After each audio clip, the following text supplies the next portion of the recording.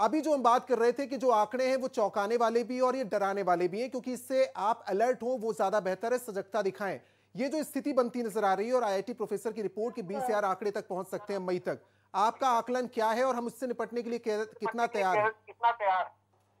Basically अगर Covid की हम बात कर रहे हैं तो ऐसे केस में क्या है कि आपको माइंडफुल हैबिट्स को अपनाना होगा। जैसे कि आपको यूजुअली जो एक रिकमेंडेशन है कि डिस्टेंस मेंटेन करना जी। लोगों से, उसके बाद फिर हैंड सैनिटाइजर्स का यूज करना।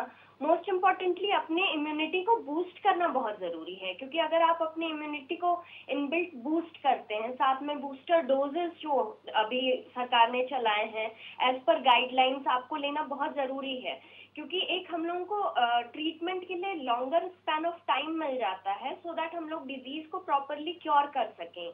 और मोस्ट इम्पॉर्टेंटली हिम्मत नहीं हारने की जरूरत है, क्योंकि मोस्ट इम्पॉर्टेंट क्या है कि अगर आप माइंडसेट से स्ट्रांग होते हैं और आप समहाउ जो है चीजों को कोप अप कर सकते हैं, and we are always there to help you out. तो अपनी इम्यूनिटी का ध्यान रखना है, अपनी हाइजीन का ध्यान रखना है।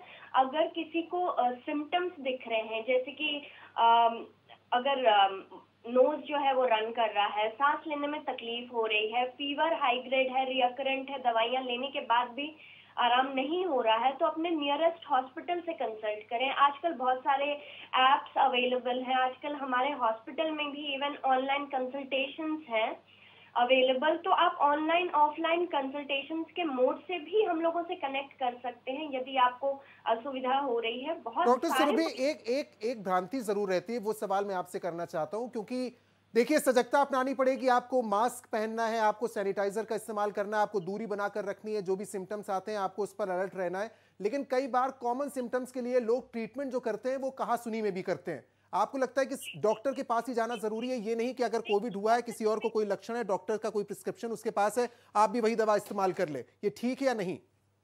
नहीं, ये बिल्कुल ठीक नहीं है, क्योंकि क्या है ना कि अगर अर्ली स्टेज में आप इन चीजों को रोकने की कोशिश नहीं करते हैं तो इसकी भयावहता इतनी बढ़ जाती है कि उसके बाद जो है हम लोग कुछ नहीं कर पाते हैं।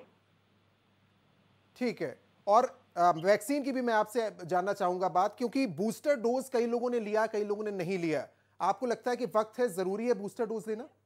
बहुत जरूरी है, क्योंकि रीजन ये है कि एक सर्टेन टाइम ऑफ पीरियड तक ही वैक्सीन की लाइफ शेल होती है।